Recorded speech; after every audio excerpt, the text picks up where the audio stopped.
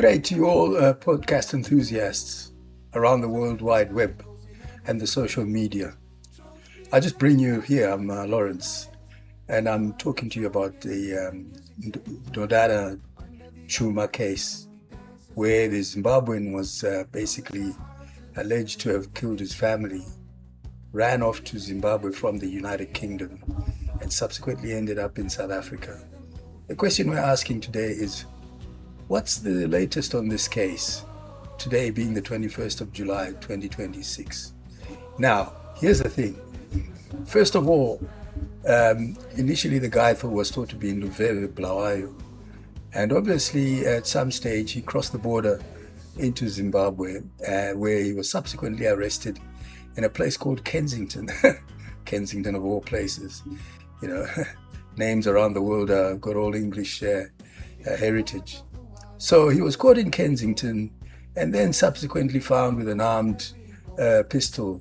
And the South African police have detained him and have communicated with the British authorities over in Bedfordshire. And they have said to them, well, we will conduct his case, look at your extradition request, and then process it accordingly. Now, here's the thing. While in the detention of these South Africans, he has to undergo some legal ramifications for having a gun in his possession, and that can carry a maximum of 15 years. The only problem with that is that he then delays his departure to the United Kingdom to face alleged murder of his family, his wife and 2 children. So that's really quite in abeyance at the moment. And the case has been set for tomorrow, the 22nd of July, as to when both items will be itemized out in court.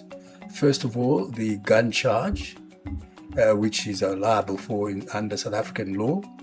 And then secondly, the extradition to the United Kingdom, which obviously carries much higher penalties than a gun charge. So at the moment, he's sitting there in Johannesburg, awaiting the potential for a hearing tomorrow. He wasn't allowed any bail, obviously, flight risk and all that sort of thing that you can envisage with an international refuge status that he's under at the moment, somebody on the run. And so now what we need to do is just find out exactly what will happen tomorrow, and then I'll give you an update in the next couple of days. So essentially, we're sitting waiting to see and hear the outcome of tomorrow's court hearing, and then subsequent to that, what the British response will be to that hearing, and what the South Africans will actually say with regard to both charges.